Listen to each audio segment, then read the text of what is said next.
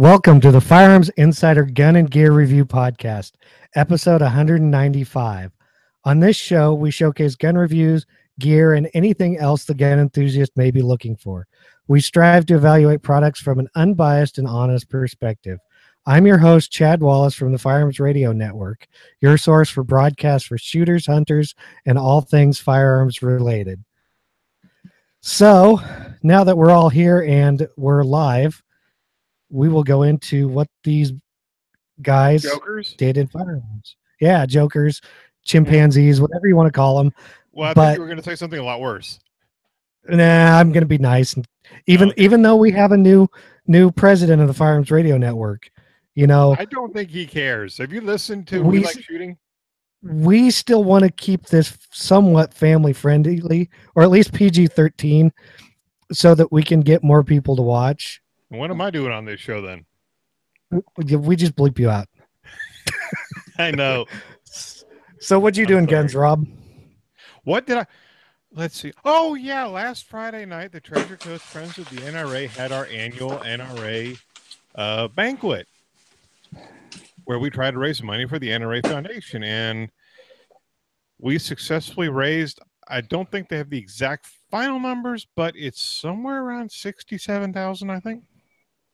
So, sweet. Nice. I need some of those. The audience. That's what I need.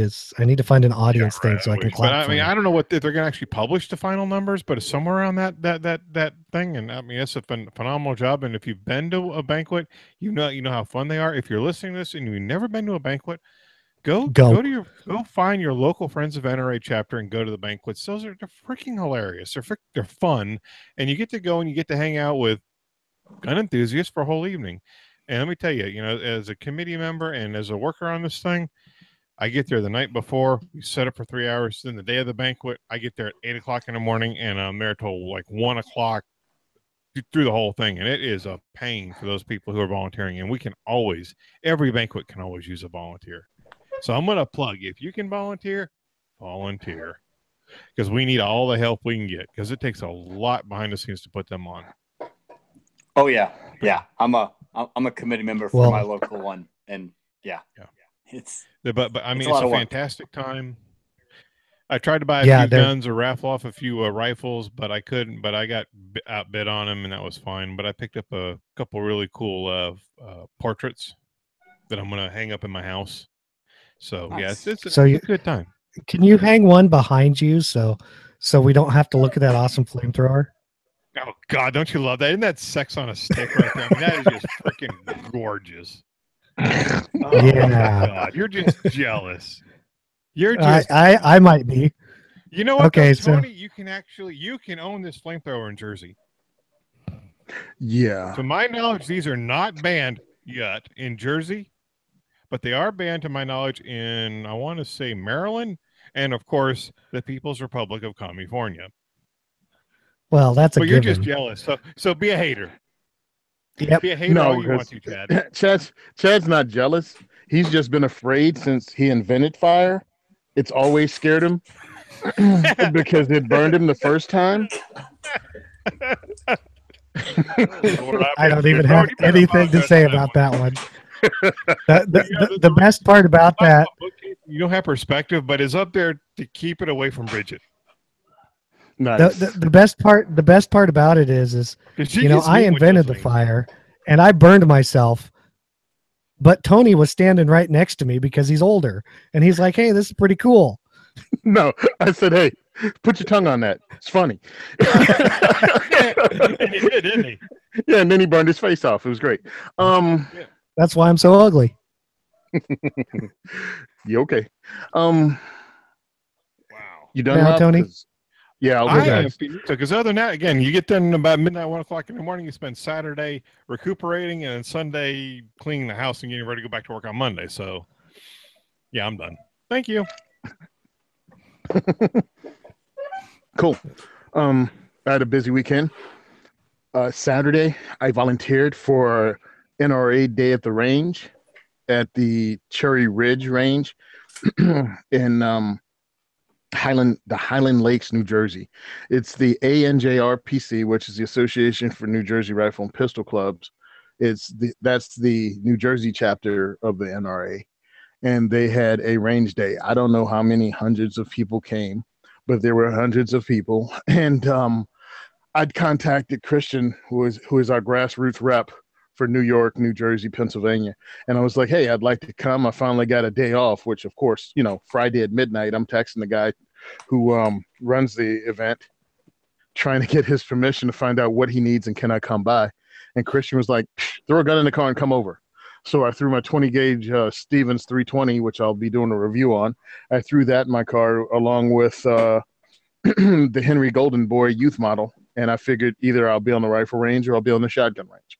I got there and they put me on the shotgun range. They provided the ammo, and I went through about 400 rounds of 20 gauge. We went through 5 or more cases of a Clays just at my table, just me by myself. So I had kids from 7 who were barely taller than a 20 gauge youth shotgun I had, to adults looked to be in their 70s, men, women, children. It made no difference. We had them there. They were from every background, multiple accents and countries of origin. It was a great day. And I'll be volunteering again next year for that same event. Then Sunday, we had a class out at Fort Dix, New Jersey, which was weapons retention for the armed citizen. And that was hosted by Sean and myself, Black Bag Resources and Simon Says Train. And it was taught by Justifiable Force Training. And it was pretty much 4 hours of, what do you call that?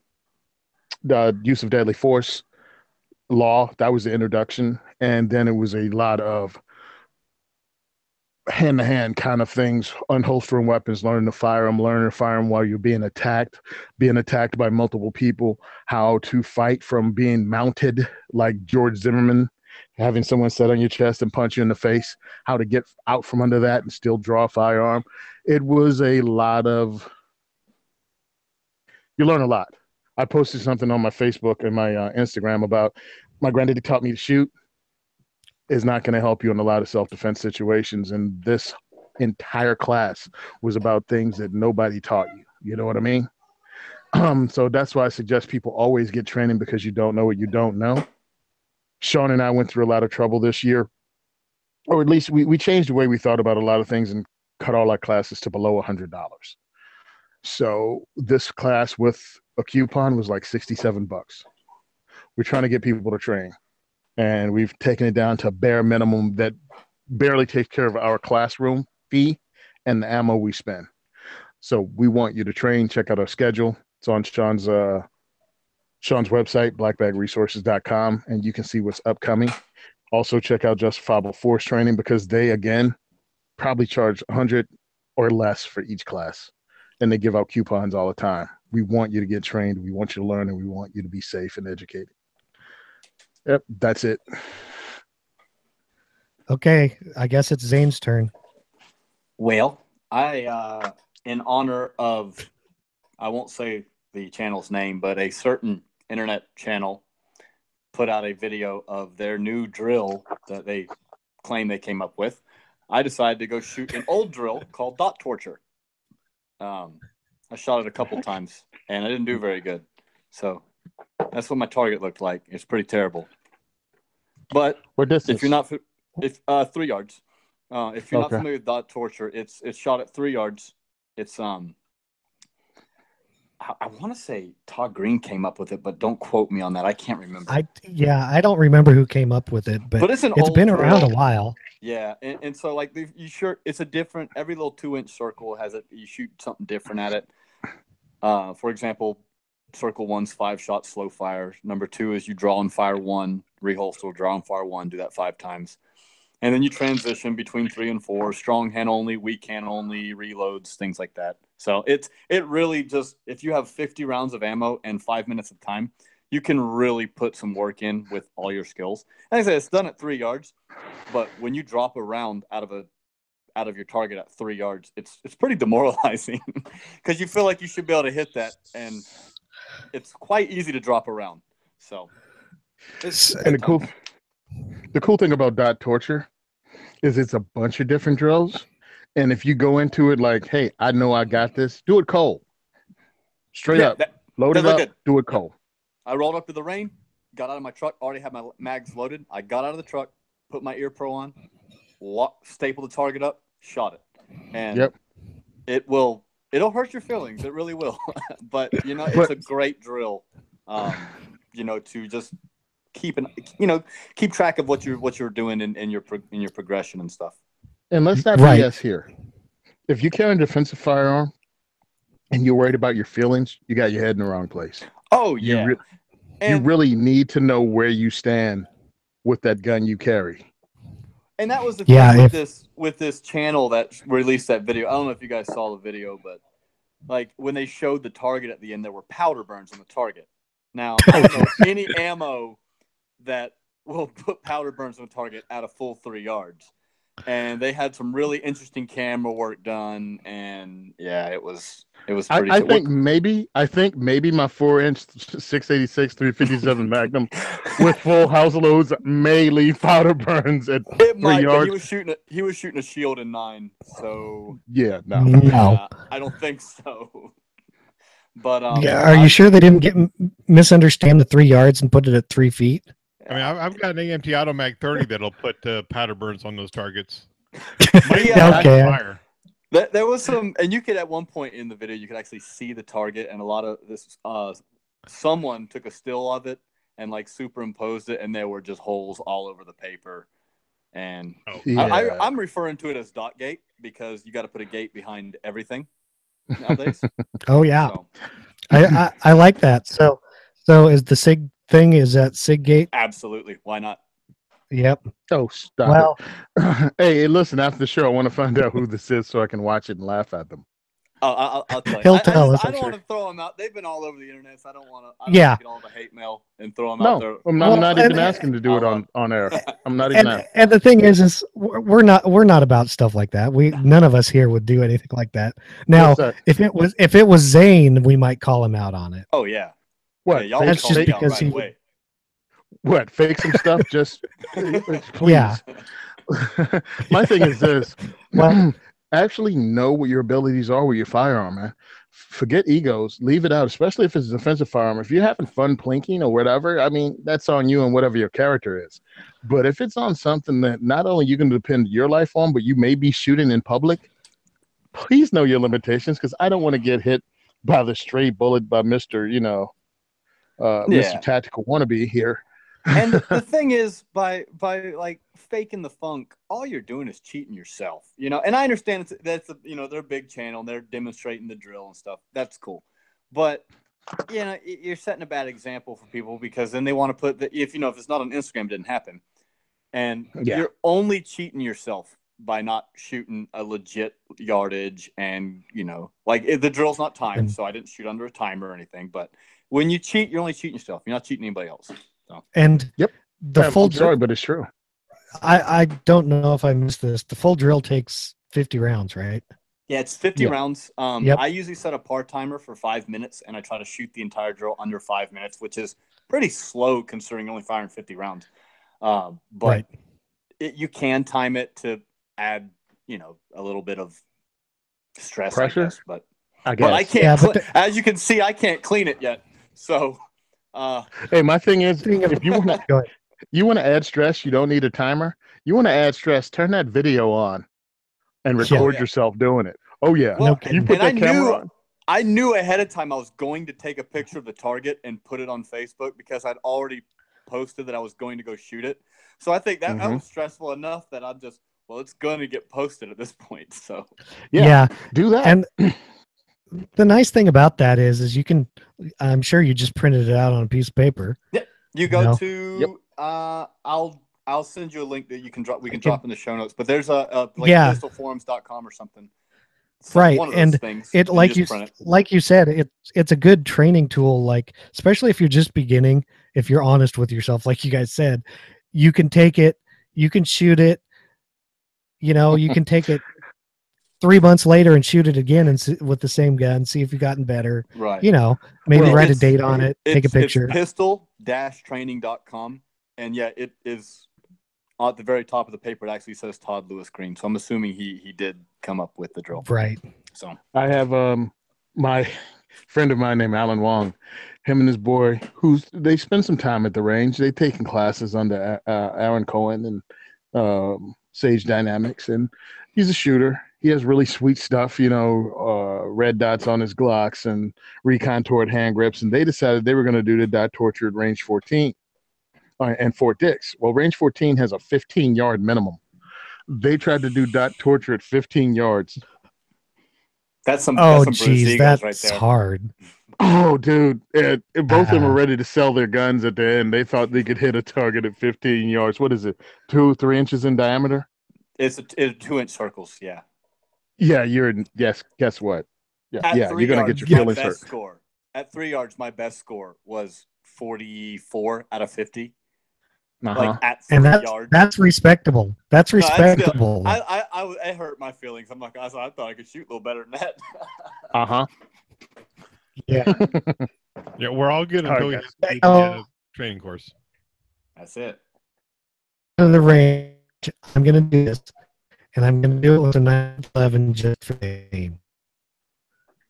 You have to replace reloads with malfunction clearance with a 1911, though.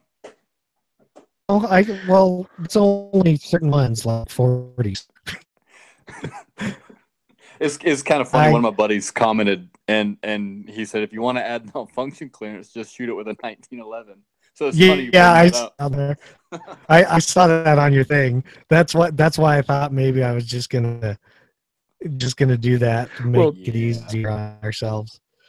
That's not fair though, because Chad has a really good 1911 because the dude he used to babysit growing up, John Moses Browning, designed it. Yeah. He used to babysit John Moses Browning, so John Moses Browning gave him one after he developed it in 1910, and he's had it new in box since then. It only shoots hollow point. It only shoots round nose though. It won't shoot hollow point because it's not designed to do that. But a 45 kills the soul, so it doesn't matter.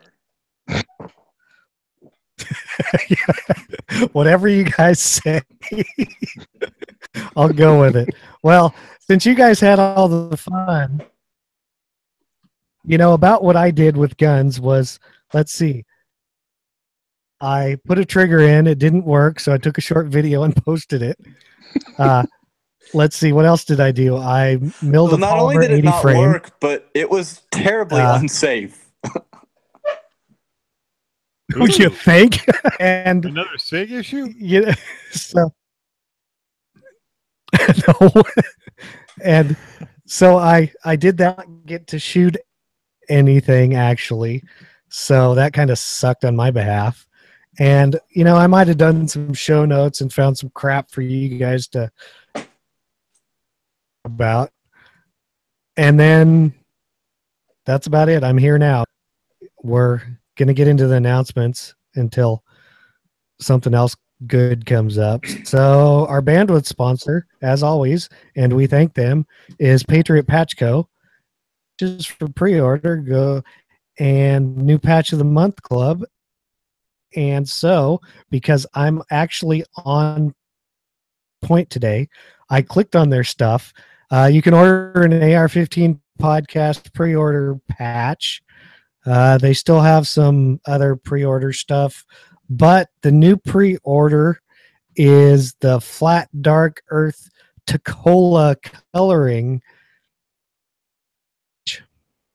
which Ryan was telling me about, but it's basically got a couple different colors of green, some FDE, some tan, but they're all labeled Flat Dark Earth. So that's pretty funny. The new patch of the month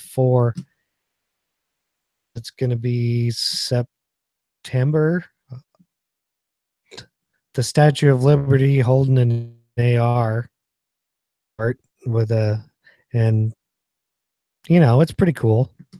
She's got an axe in one hand, the AR in one hand, night vision on, flag behind her.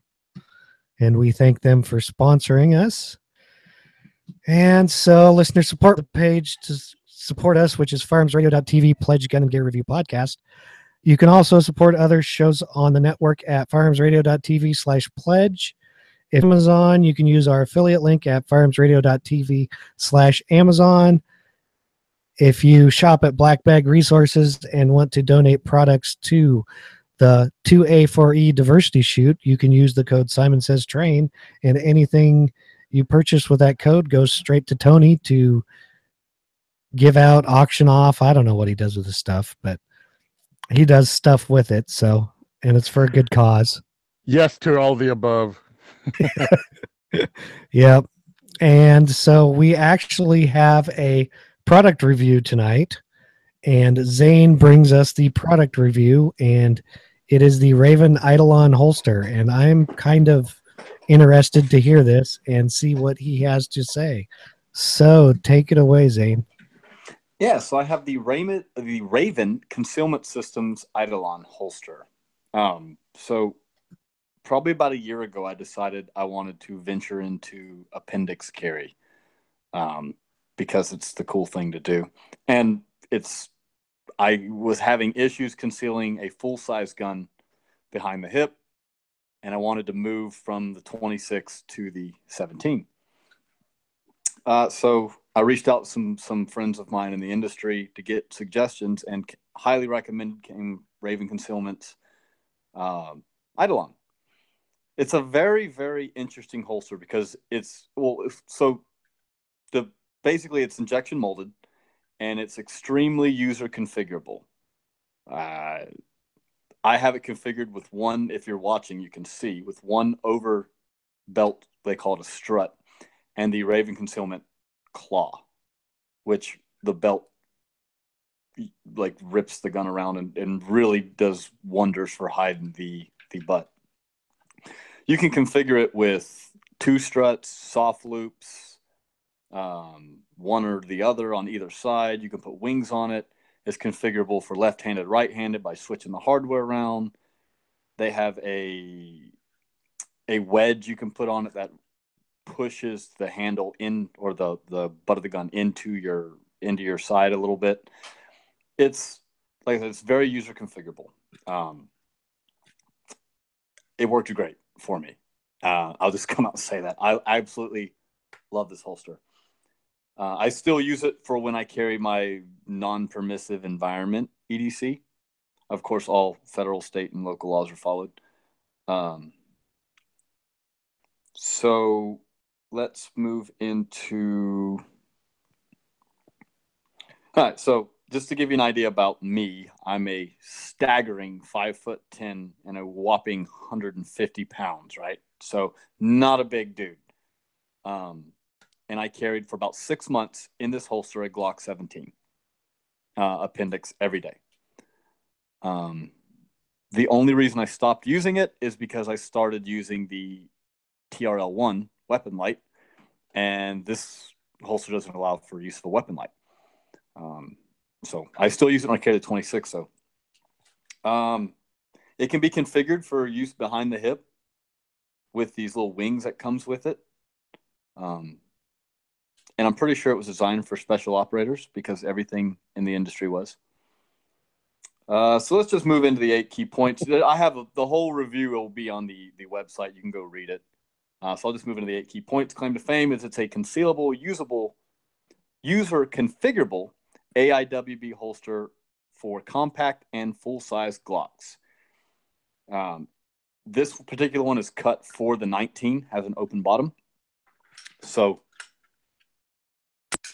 the 17 that I carried in it did stick out slightly.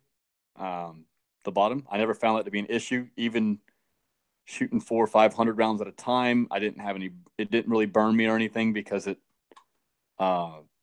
it's just barely sticks out because it's cut for 19 length. I currently, the only time I carry it now is with the 26. And so the slide doesn't stick out, which is nice. I like the 19 length because I don't like the 26 for carry because the slide isn't long enough. I need a good 4 inches of slide for a gun to be comfortable. So I'd always use a 19 size holster anyways with a 26. Target market is anyone who needs to conceal a 19 or 17 size Glock. So obviously the 22 will fit, the 23, the 40 caliber variants of the 1917, the 357 caliber variants, and the 45 gap caliber variants, if anyone actually uses 45 gap. You better leave those two guys alone, man. Those two guys are mad right now. They're going to send me hate mail. Both of them. Features and benefits include, the Raven Concealment System's claw, the wedge, which I didn't use, but I did add a strip of Velcro to the back because I have another wedge from another holster that I'm currently testing that is Velcro related. So I just put a strip of Velcro on it to put that wedge on it, see if it'd work, and it did. But they actually make a wedge that bolts onto the actual system. It's configurable for right-handed, left-handed, ejection molded. One thing that was very important to me is it allows for a full firing grip when holstered, even with a very aggressive undercut. So this particular Glock has seen some Dremel work to the trigger guard to allow me to get a higher purchase on the gun. I can still get a firing grip on the gun while holstered. That's extremely important for getting a good draw. Any holster that you can't establish your firing grip on while the gun's holstered, in my opinion, is garbage and needs to go in the trash. So even with a pretty aggressive undercut, I'm still able to establish a full firing grip. So that's a really big benefit of this holster. Finish is available. You can get it in any color as long as it's black. And they actually have a limited edition clear right now as the time of writing, but once it's sold out, it's sold out. And it's like $150 for the limited edition clear. So it's not selling like I think they thought it would. I'm going to add some other reviews in the actual review when I get it posted to the internet. I haven't added those yet. Price point. All right. So depending on the kit you choose, it's going to run you between $59.99 and $149.99. So it is not a cheap holster, but you get what you pay for, right? So the kit I have retails for $99.99. It has all the gadgets and stuff you can put on it. Honestly, you'll probably be good with the cheapest one unless you just want that claw. And you can order all the stuff separately. You can go on Raven's website and buy a claw, buy a wedge, buy an overstrut, buy the soft loops for it, tuckable soft loops at that. Buy the wings, all the mounting hardware. So you can really configure to fit your needs. I Need It Now availability. It's on Raven Concealment Systems website. Big Tex Outdoors has it in stock, and Amazon, all for around the same price. I'm sure plenty of other places have it. Those are just the first three places I looked. So pros and cons. User configurable, very well made, has a very tall sight channel. I don't know if I showed that. So if you're running suppressor height sights, you're going to be fine, and you're not going to get any snag. It's tuckable. It can be converted left-handed, right-handed, super comfortable. It's cut for use with an RMR or other red dot sighting systems, if that's your thing. And also there's a magazine release guard. The magazine release is not covered, but it is guarded by a piece of plastic to keep like your clothing or your body, depending if you're right-handed or left-handed, from hitting that. The cons, I couldn't find much to ding it on. I mean, it's only for Glocks, so that's a con if you don't carry a Glock. And you can't carry a weapon mount light with it. But I really can't ding it for either one of those because it wasn't designed to do that. So the score I gave this was a 9, just because I don't think anything's perfect. But this is about as close to perfect as you can get for what it is. So if you're in the market for a Glock 19 holster for appendix carry, I can highly recommend the Raven Concealment Systems Eidolon. So, you guys got any questions about it? Was it still as comfortable if you wore it behind the hip? I have not worn it behind the hip. I never configured it to do that. Okay, they just have curious. These little wings that they bolt on that stick out probably about an inch from each side that allow the struts, this strut to get moved over to that. So it spreads the weight out over the belt. I've run it with a 17 with only the one. I didn't even use 2 on it because it's fine. for me. Gotcha. So how long have you been carrying that?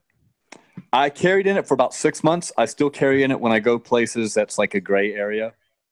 So, because I'll throw the 26 in there if I'm like, if it's legal to carry, but it's extremely frowned upon.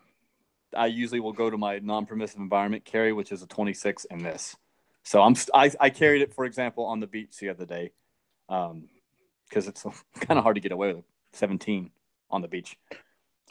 So I'm assuming inside waistband. Yes. Okay. Appendix in the waistband. AIWB. hey, who is this 5'10", 150-pound girl that was wearing this though? Well, that's me. Oh, I'm sorry, I misheard. I apologize. I take it back. I'm a small dude, you know. I'm a small guy, but I would still be using the only reason today if I could run it with a light. Like, Hey, the only reason he's small is because he's not old and fat yet. that's right. Yet. Yes. Yeah. Do you think that will work with like the 40 caliber Glocks or strictly? Yes. No, it it's the same works size. with the yeah, it's the same. Okay. So this gun That's actually, I keep calling it a 26, but this is actually a Glock 33. It was originally chambered in 357 SIG. Yeah, I'm Right. one of those guys. I have that. It hasn't seen a 357 SIG barrel in like 4 years. So yeah, it'll work with the 40 caliber variants, the 357 SIG variants, and the 45 gap variants, and probably the 380 variants if you live overseas. But we don't really have those. Work with the 10 millimeters too. No, it won't work with Bigger the frame. 1045 bigger frame. You think? 10 or 45 Yeah. ACP won't work. Do they make one for the larger frame? Nope. They make it for the Okay. 19 size and the 17 size. That's it. Well, Okay. think about it. That's almost everything really that's a bestseller with Glock. I mean, Yeah. sorry, there's Yeah. some people that use 45, but not a lot. No. And Right. 10 millimeter is still even less. So Hey, yeah, yeah. you want your moneymaker? Get into the 9 and 40 size guns, Yeah. No. and 45 gap just wedges in there because that's the size it is. Same size. Now If you Raven want a makes real- if you want a real other Glock, stuff. get yourself a Glock 10. Get yourself a 10 millimeter. Raven makes other holsters, you know, for other stuff, but specifically the Eidolon, Yeah. at time of writing, anyways, is only for the 19 and 17 So size guns. have you tried that with the 17? Yes, that's what I He carried. said he with the carried a 17. lot. I thought you were saying you carried it with a 19. Nope, That I too. carried it with a 17 for 6 months. And okay, so does it stick out that far? Nah, about a half inch, if that. Okay, so like a Glock 34, or a Glock 17L would probably fit through there too, then, right? Yep, it'll fit You through. It's completely open. They make a model for the 17 that's closed bottom. But I just went with the 19 model because I can throw whatever in it. 17, 19, 34. They all work. Which that's kind of a plus on that behalf too. Right. Yeah, I mean, if you go back and forth between, like I do, I go between a 17 and a 26, or a 33 is converted.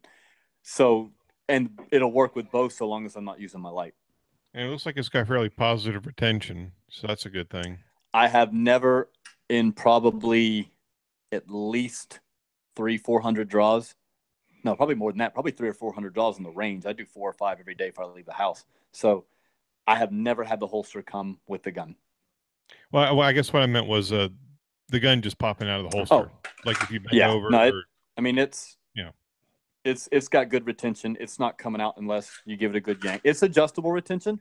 So there's a screw down in here, so you can tighten it, loosen it, how you see fit. But yeah, no, it's definitely got good enough retention. Cool. Great. Thanks for that review, Zane. Nice Yep. review. That- Good job, yeah. Zane. Yep. Good job. You're making So us now look we're bad. I'm trying. yeah, he's trying.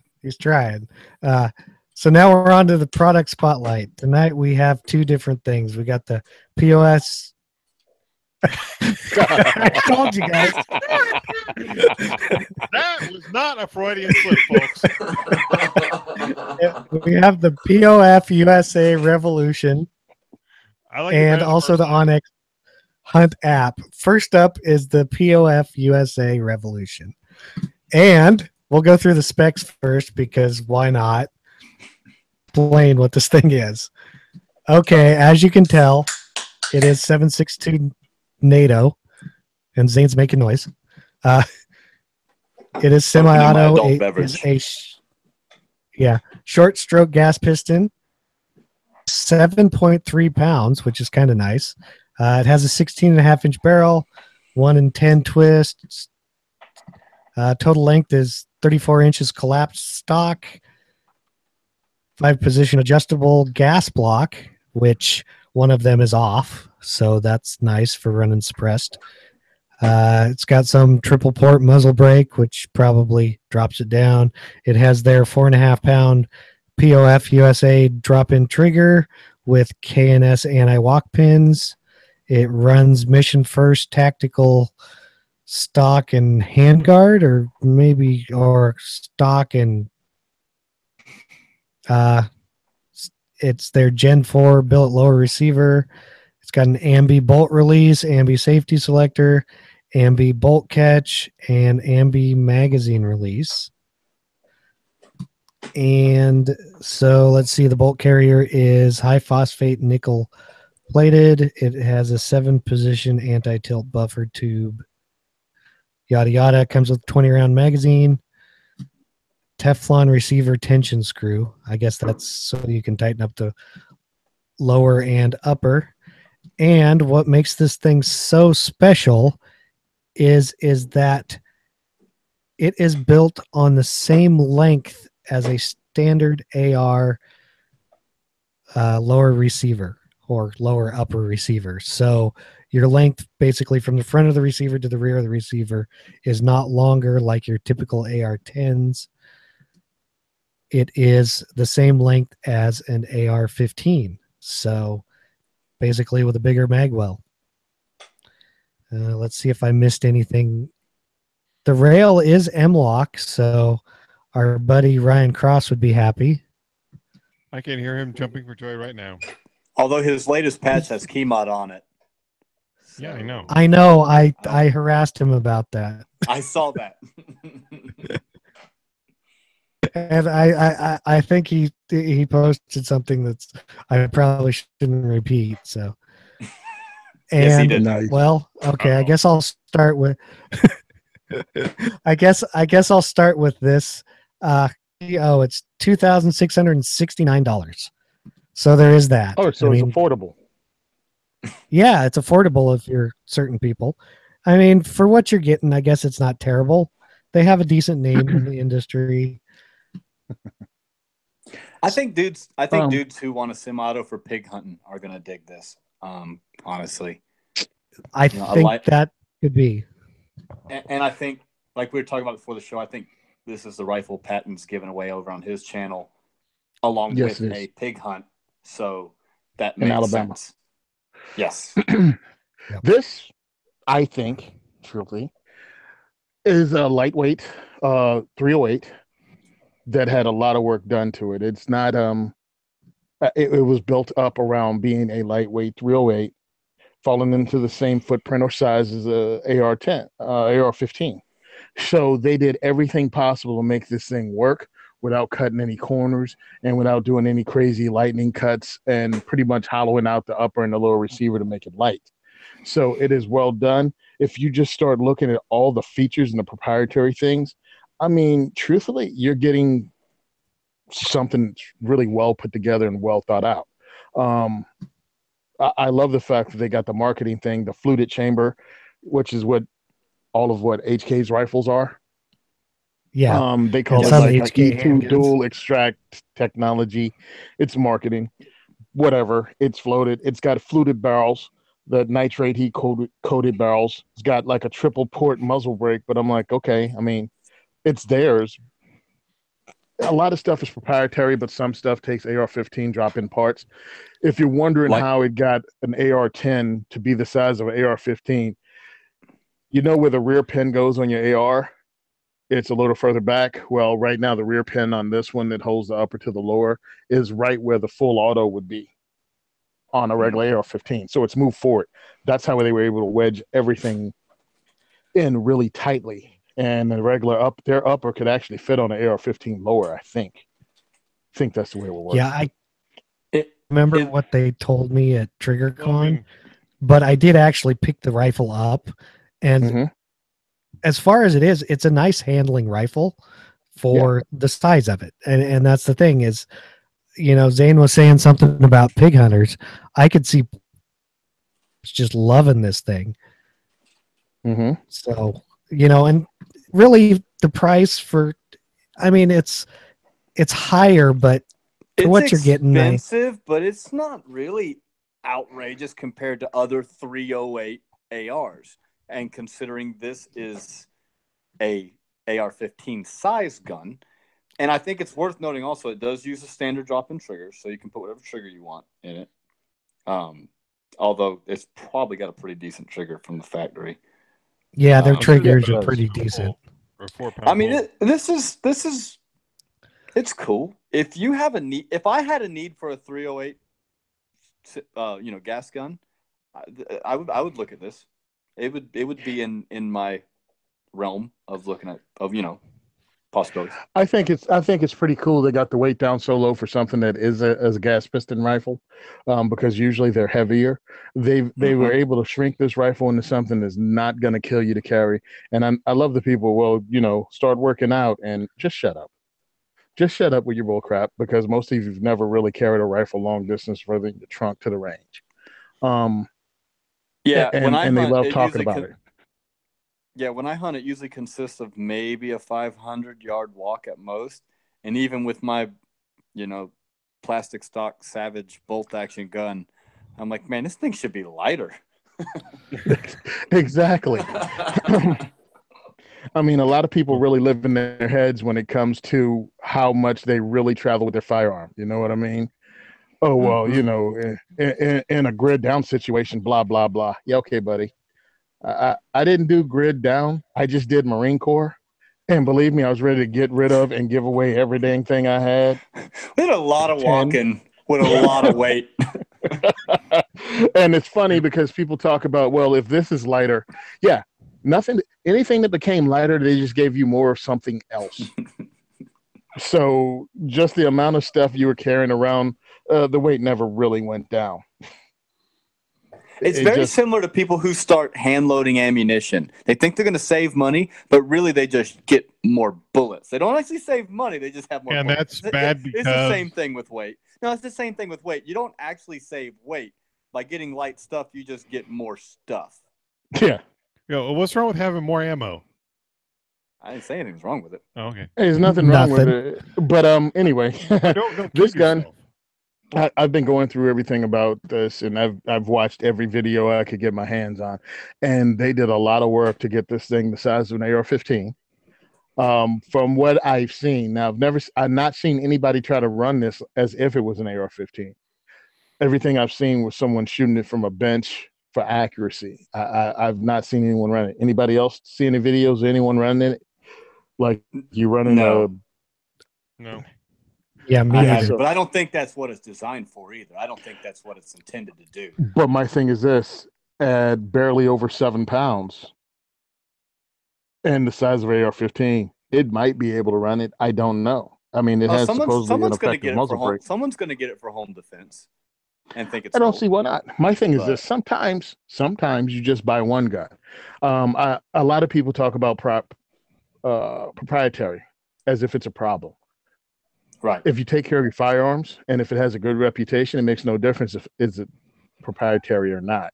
You know what I mean? If it's a quality firearm. The only reason you give a dang about it is if you're going to add stuff to it or if something breaks. No. Other than that, comes into play is in a couple of years from now, if something breaks on the darn thing, you're kind of hosed getting it replaced. If the manufacturer's gone out of business. Right, but with POF, they've been around quite a while. Oh yeah, so they're going to be around for a while. Yeah, so I don't think with them you would have to worry about it with like some other companies. The reality is when it comes to AR-10s, there's nothing real mil-spec about them. No, yeah, regardless, no matter who's you use. Yeah, they're all somewhat different to some extent. I mean, you have your two main patterns, but there's aside from that, yeah. I mean, it's got that 4.5 pound drop-in trigger system. Why don't they just save money and put a Geisley or a Timony in there? They probably could have got something just about as cheap. Well, that's because that's their trigger. Yeah, that's their trigger. So that's their probably trigger. Yeah, I know. If you're spending this money on a rifle, you'll put whatever trigger you want in it. Yeah. Anyway, let's not act as if you can afford this rifle, you don't have other stuff. This is not your last $2,700 that you put into this. Come on, who could come up and buy a SCAR and put a Geisley trigger in it? Yeah. Yeah. I mean, there's a reason it's got an adjustable, gas system because folks are going to put cans on this, so they're going to do whatever they want to it. Hey, do we know? It's funny because I'm looking through and I'm trying to find other firearms that are piston-driven ARs. Oh yeah, SIG makes one. SIG and Anderson. SCAR. No, because I've been finding a lot of what? Primary weapon systems. Yeah, I'm trying to find the typical price for this. How much does a SCAR run, Rob? Since you might know. Well, it depends. If you want the regular black SCAR 17, I think it's around $2,600, and that weird multi-cam flat dark earth they got is like $2,800, I think. So it has to be $2,800 because they have to go out and buy 3 different colors of flat dark earth to paint it.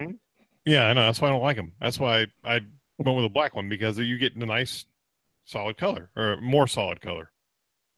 Yeah, I heard that about. Yeah, but dang price range is in the same price range as this rifle. Yeah, so that's what I was looking at. True. Yep. I don't think it's overpriced at all. I think it's overpriced for your average plinker or your average hunter or your average. It's overpriced, enthusiast, but it's not overpriced for what it is. It's overpriced if the only place you go to look for anything AR-15, AR-10 is Palmetto State Armory. Yeah, the Gander Mountain. All right. I mean, and no, it's underpriced for Gander Mountain. What are you talking about? It's underpriced. It's $3,500 Gander Mountain. But I'm the dude who's always looking for. I was in Gander Mountain last weekend. This is overpriced for Gander Mountain. They're like 70% off sale right now. Oh shit! I actually go online and look for. Whoops. I actually go online and look for things that are not so expensive. But understand, you're going to get stuff. You get what you pay for. Sometimes POF USA has a really good name, and they put a lot of thought into this. And this has some of the stuff that they're known for: their piston system, their bolt system, all that stuff they're already known for. There's anti-walk pins. They're already out there. The finish is already out there. So almost everything they have has been proven on the consumer market. It may not be mil spec, but again, like we've all said, there's nothing AR-10 that is mil spec. So you got a good company. Trigger if you're lucky. Yeah, but this everything uses is swappable. This looks like it uses an AR-15 trigger. So it uses an AR-15 trigger. Yeah, it's a standard AR-15 trigger. What? Now, by piston, I see on the website, by piston driven, is it long stroke piston or short stroke piston? It looks like a long stroke piston. I would assume it's more. I think they said it. Let me see. But then again, there's no standard for long stroke versus short stroke either. So it's like what they call it. I'm assuming the piston moves just a little bit, and it probably just hits the actual rod that moves the bolt. It slaps the rod. Yeah, it's short and it slaps the rod. They have a animated version up here on their homepage, or at least on the page when you're looking at this particular one with the dual extract technology. If you click that, it gives an animated interview cutout. What is it called? Cutout view. It's pretty cool. I was looking at. They were comparing the size of the bolt carrier group, and it's the same size as a regular bolt carrier group. So they just did a lot of work to make this work. I can't wait. I would be concerned with that. I would be concerned with the thinness of the wall on the bolt face. Yeah, the teeth on the lugs on the bolt face. Yeah, I was looking at it, and I'm like, go with it. I mean, truth be told, I see what happens. Because that's if the it breaks, I specifically asked them about it. Oh, what is it? I say we ask them. Yeah.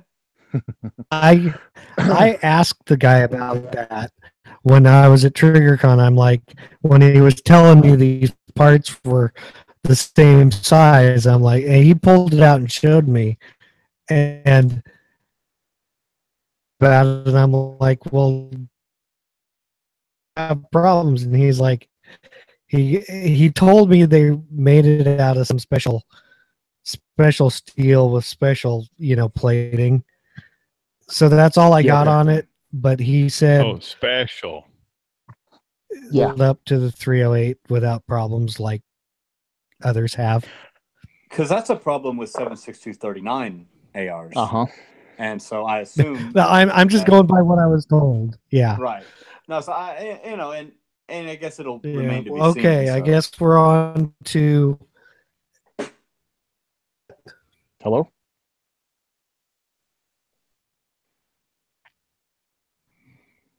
He's roboting. Okay, I was wondering about that because he talked right over us. Can anyone hear anything? Yeah, I mean, proof's in the life. Who knows? In a year and a half.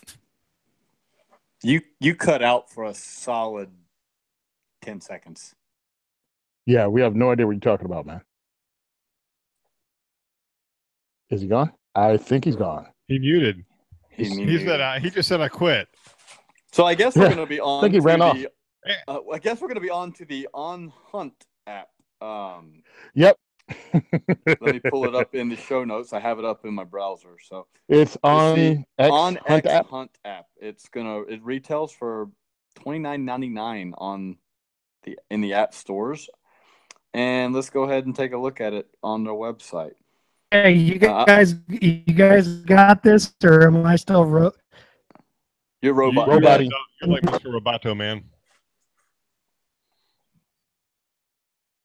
Yeah. So it's maps for hunting made by hunters. It looks like there's 985 million acres of public land on it. Am I still roboting out for you guys? No, you're good now. Maybe. Okay, he just went mute again. All right. So 985 million acres of public land with 9,568 unique hunting units. It's got 421 different map overlays, and it says "and counting." So I'm assuming they're adding more. I'm guessing that comes with updates or whatever. Excuse me. And 2,000 game wardens approve. So apparently the game wardens like it. I don't know what that means for hunters.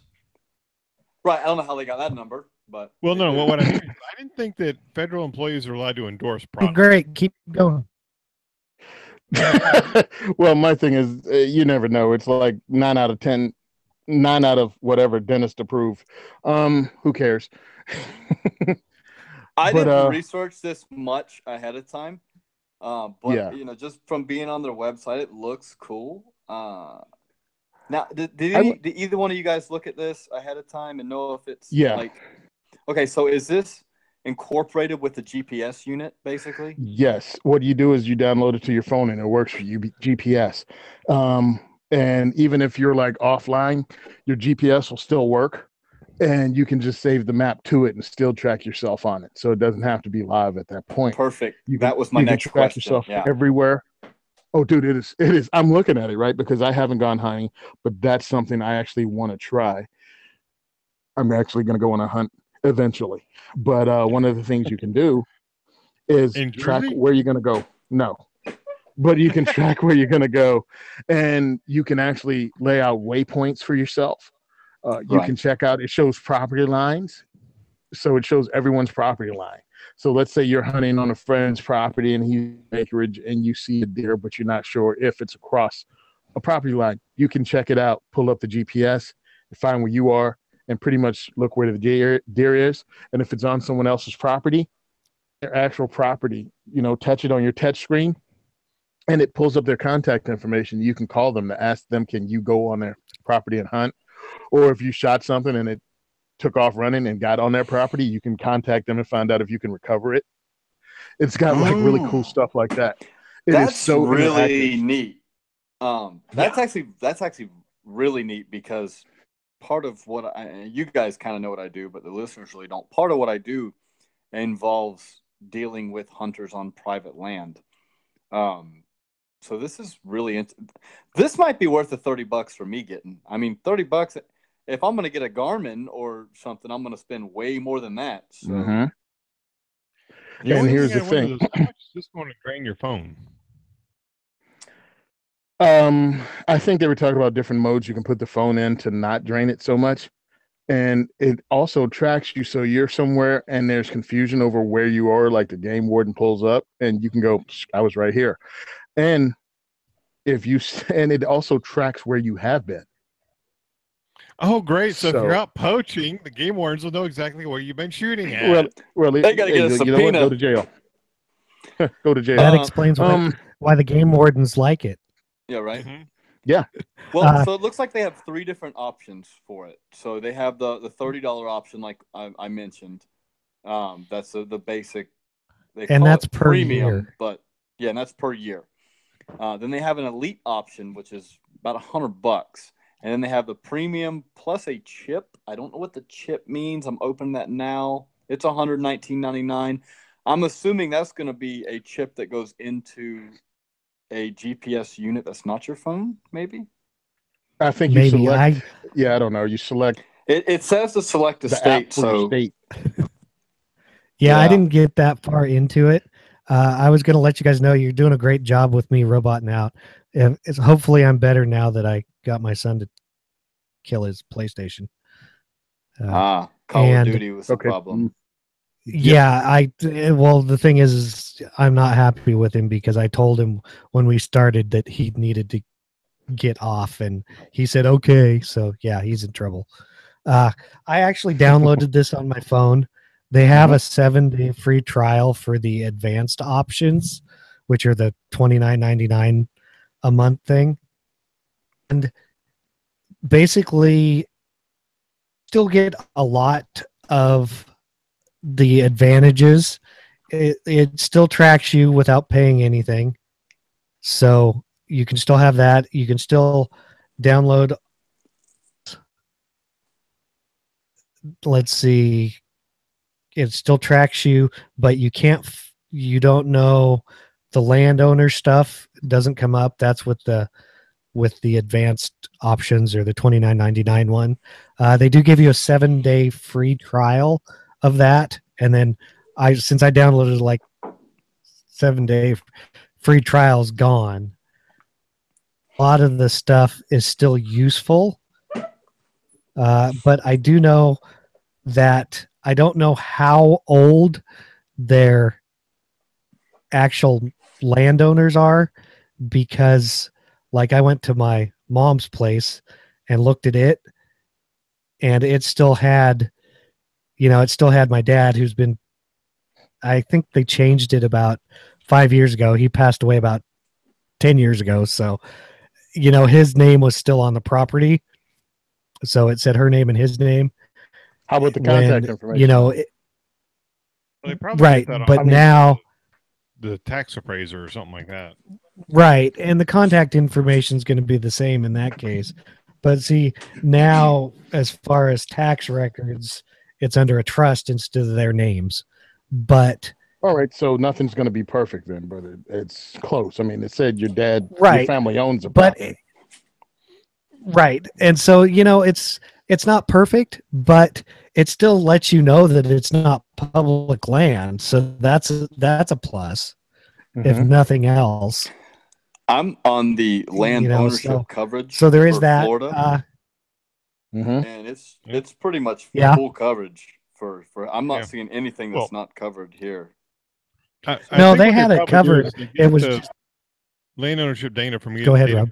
The assessors or the tax appraisers or the registrar's office, whoever holds the records for that kind of stuff. Right. Yeah, because 5 years out of the loop, it sounds like they're using voting records. No, I'm just joking. Yeah, but it does seem that way sometimes. And the thing too with the GPS, I was looking at this is the GPS devices is basically if you buy that chip, it looks like you can take a chip and stick it in or put it in a certain Garmin series of handheld GPS devices and the chip will provide the data to the GPS device. So yeah, right. I'm looking. GPS compatibility says it works on a range of handheld and navigational Garmin GPS units. Right. For the Florida, I'm on specifically for Florida, right. Because that's where I live. So. Right. But if you click on there's an actual page you can go to where it says, "Is my GPS compatible with the Hunt chip?" And it says that to use the X Hunt chip, the GPS device must be Garmin GPS, have a micro SD card slot, and have a color screen. Then there's a whole pretty much all of the nowadays. Well, I mean, right. And then there's a list of about 20 or 30 units it'll work with. That's cool. I mean, I have old TomTom, and I don't trust that thing at all. Yeah, man, I really think for the money you're putting down on this, let's say you want to try the premium package, what they call the best option, you can go ahead and do that for like $30 a year. But if you're going to do multiple hunts or something, I don't think $100 a year is a lot if you do it using other people's property, or you're going to hunt somewhere else, because it's obviously access to all 50 states specific maps. Well, every state has different laws too, but in Florida, trespassing with a firearm is a felony right away. So $100 to avoid a felony is well worth it to avoid a felony. Let me explain something. $100 to avoid a felony, that'll probably be your parking fees for your court dates. Yeah. So, no kidding. I mean, and especially if you're convicted, you pretty much lose your guns, right? Well, so convicted felons can't own a gun. Mm-hmm. Yeah, so I would look at it as cheap insurance. Yep. And like I said, I mean, it's free to download they make it for both Android and iPhones. So if you want to try it out, hey, try it out. Try it out. See if you like it. If you don't, you're not out anything. I actually got an email for this. One of the companies, their rep company that had sent me, I think they sent me the Decibels earplugs, sent me this. They sent me some info on it, and they're like, "Hey, we have this that we're trying to, push out there." And, I'm like, okay. He's like, yeah, just go download it. And I tried it out, and at least the stuff, downloaded it. And it's a pretty good deal for hunters. I mean, I don't hunt that much. Heck, even for like hikers, if you hiked a lot, it'd probably be worth it too. Well, hike or do any kind of mountain biking or trail riding, or I wonder if you could even use this like on rivers and whatnot, Bet you could.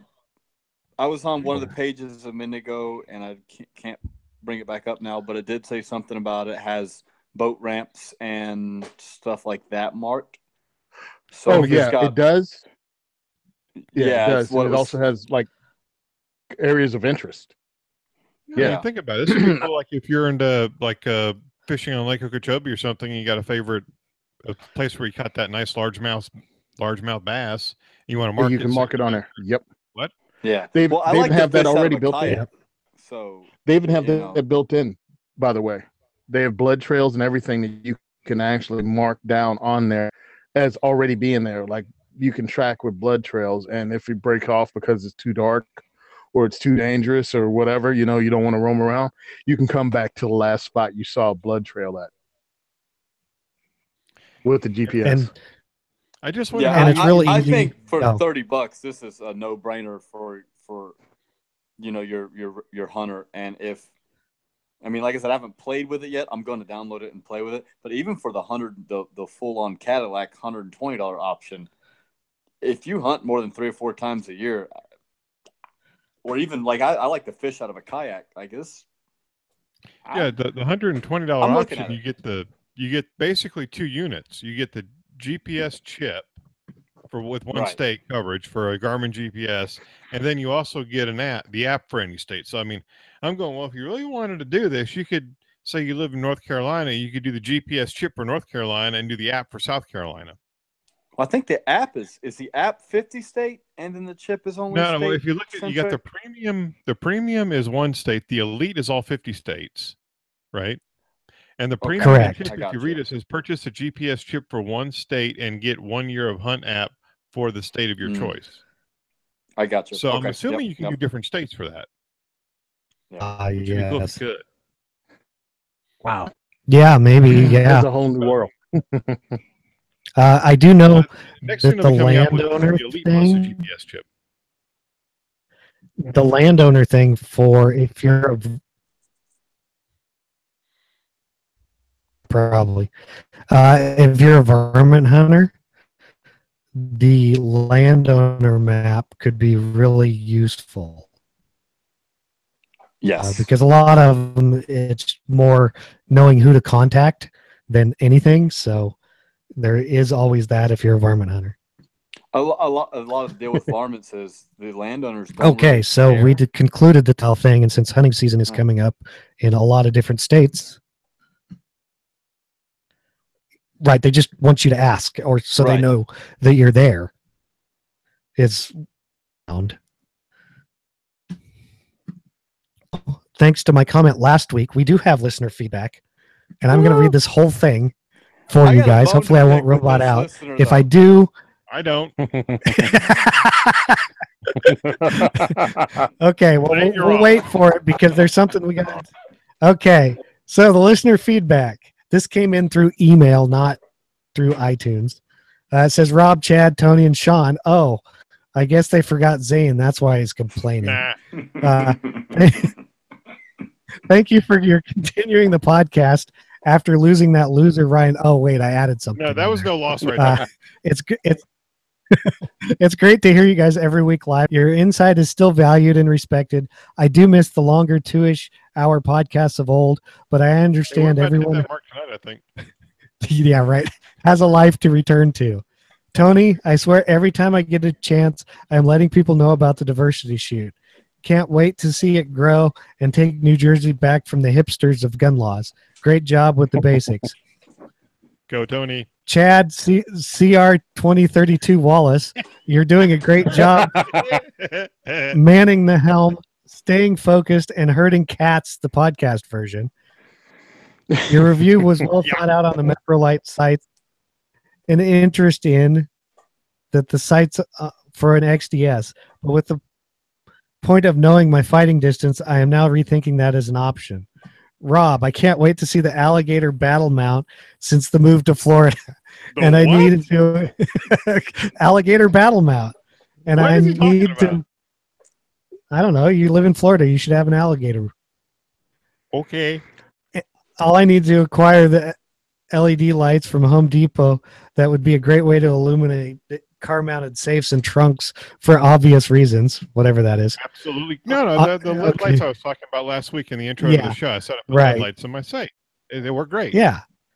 And instead of on the next $50 on the freaking ones that you buy from Liberty, it's like $30. Yeah. Yep. So we have to discuss this now because he asked on the next show. If you show as a whole could give me your opinion on using a retro M16 style AR-15 as a practical rifle for home defense, or would a smooth as fast dissipator be better? Huh? And we'll discuss that here in just a second. Yes.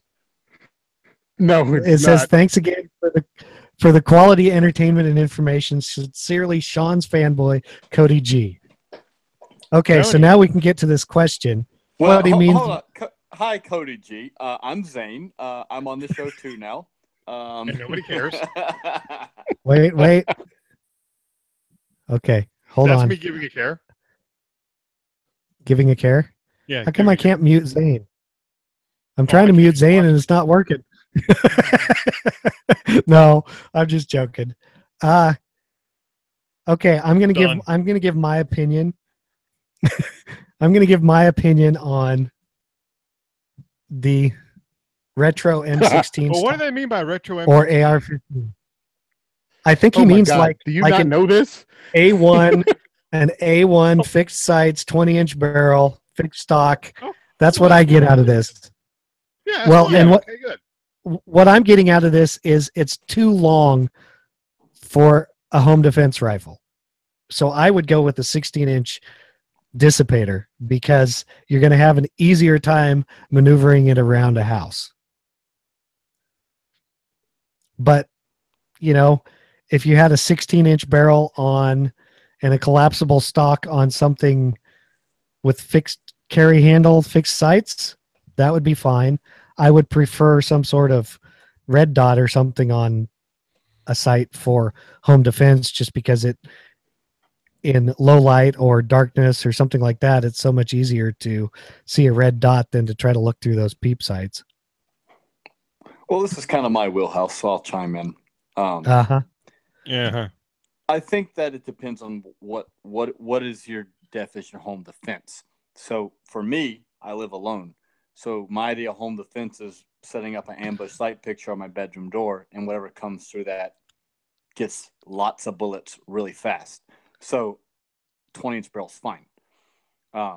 If you have kids or elderly parents that live with you, or you have to for some reason traverse your home, you're going to want something a little more maneuverable.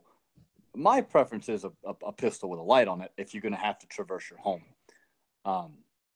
But can it be done? Absolutely. Dudes have been fighting house to house, street to street with 20-inch barrels since Vietnam. So it can absolutely be done. I also prefer some sort of an optic myself, that way you can stay threat focused and not have to focus on front sight, target, back to front sight, back to target, all that nonsense. But is there anything wrong with an A2 style 20-inch barrel iron sighted gun for home defense? Nah, nothing wrong with it. It's not my first option. Nothing wrong with it though. I would just say if you're going to go with an AR-15 or any kind of rifle, be careful with the ammo you choose.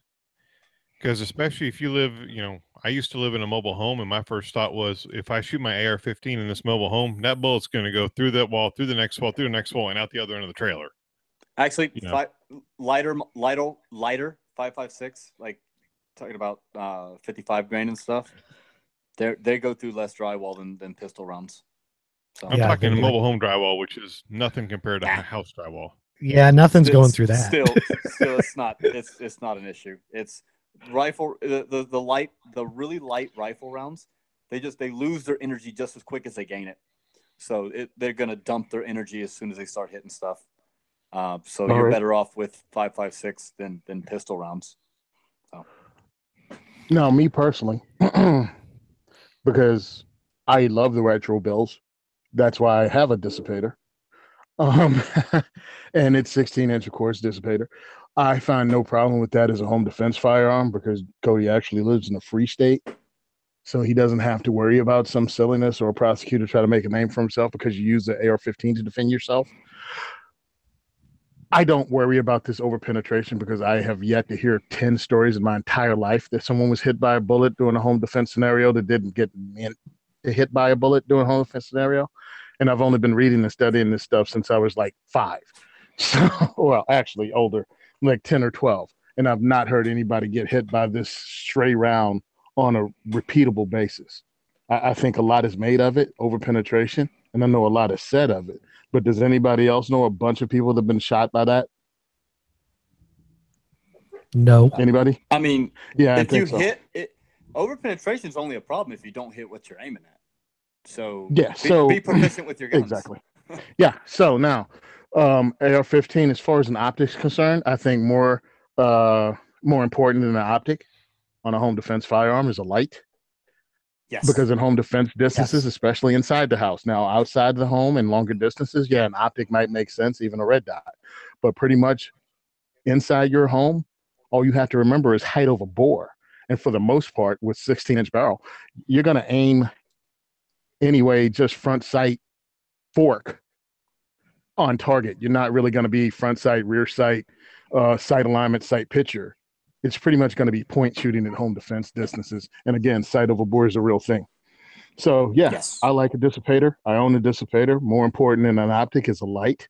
If you get an optic, fine. But truly with a snap or a quick sight picture on an AR-15 is just as fast as an optic. Again, at home distance, home defense distance. Yeah, my requirements on a long gun for home defense is light, sling, and then not quite a requirement, but extremely recommended is optic. I got the order just like you do. And again, I just got quality optics or a decent optic with the Holosens that they sent to me to check out. And they're a lot better than the garbage I had before, but I know what I had before was just for airsoft quality or 22 rimfire quality. So, Well, but again, in home defense distances, you can fill up that glass with body mass and start pressing the trigger. same thing. Yeah. You're gonna do work. Speaking of triggers, if it's a real retro, trigger was horrible in the A1. All right, just going ahead and put that out there. Trigger was horrible in the A1. Trigger wasn't that much better on the A2. If you're gonna do it and do a dissipator, and get one of the triggers that just nickel boron coated, and they'll probably be a lot better than the mil spec stuff from the early 70s. Because I know the true A2 triggers were terrible because of that 3-round burst. You never know how hard you had to pull it depending on where it was at. Just in Q. Garbage. Here's the other thing. Yeah, here's the other thing. The expense. Now, the only two companies, unless you build your own retro, then you can put whatever trigger you want in it. But I know Colt's selling one and Troy is selling another one. And both of them are rather expensive. And again, triggers are horrible. It has the A1 sights. But again, dissipator, A2 sights. I'm cool with mine. I threw on a pair of Magpul MOE handguards, and I can easily mount a light to it. Again, with the retro, if you got the triangle handguards, not going to work with anything. You're going to have to come up with something just weird and rigged just to have a light on it. Yep. Okay. Well, guess what, Tony? It's time for you to talk about the Second is for Everyone. Second is for Everyone. Second is for Everyone Diversity Shoot happens on October 5th. That's the last one for Jersey. I have to contact and find out if we can do one in Maryland, and I want to set up something next year for PA. Actually already on the schedule. Guess what? Got shirts on sale right now that helps raise money. We have them in black now. So we have the black 2A, 4E shirts. I don't even have one. They're so new. They were just released like a week ago. So if you guys want a black one, it's cool. You can go ahead and pay for it on the website, on my website, diversityshoot.com. On one side, you can go to the t-shirt sale button. It's on the top of the page. It takes you directly to the sales, and it has a white shirt on one side, a black shirt on the other side. You click the link, it takes you to either one. They're only going to be on sale till August 31st. It's a limited time, limited edition. It's done. August 31st, they're done. That design, I'm going to have to design something else and change it up. I want the t-shirts that you get from us to be actually unique. It's not going to be the same one, at least right now. I want it to be special. Maybe if it doesn't work out and nobody wants a different t-shirt every 3 months or so, then we'll just come up with a plain 2A, 4E shirt and have it all year long. But I really like input from people that are buying these things because I like the idea of a limited edition t-shirt. Sean does his for only 1 year. And if you don't buy that shirt in a year, that design is pretty much gone. I'm looking at every 3 months, and it just gets people interested in getting something different. So Second is for Everyone Diversity Shoot kicks off October 5th, 6 p.m., Gun for Hire Range in Woodland Park, New Jersey. Going to have a lot of fun this time. I'm reaching out to different companies, as I always do, to have different swag and different items. And if you want to take classes with us, check Sean's website, blackbagresources.com. We got some cool stuff coming up, including a 22 shoot day coming up in October. And we also have a NRA Winchester marksmanship award day coming up. So we're going to be different levels of shooting and different marksmanship challenges. And you actually get a medal from NRA in Winchester. And we're also going to combine that with the Minuteman Challenge, which we give gifts away to for the top shooters. Minuteman Challenges are Factor Tactical Dead Man Hand training cards and IQ training targets. So if you ever watched Four Guys Guns doing their weekly drill down, we do something like that and give our prizes to the winner and only the winner. There are no participation trophies in any of our shooting events. So if you win, Tony. You win. If you don't, you don't. So as always, thank you for allowing me to talk about this every week. I really appreciate it. And thanks for all you guys that actually donated money, give us stuff, and buy t-shirts. Thanks a lot. Woohoo, you're welcome. So send questions or comments to gungearreview@gmail.com. Remember to subscribe and leave us a review on iTunes. Check out all the other shows on the Firearms Radio Network at firearmsradio.tv. Be sure to visit the Firearms Insider for review and industry coverage. And follow us on at Firearms Insider on Instagram. And we are also Firearms Insider on Facebook. So we are finally done, and we will see you next week. Bye, Felicia. So long.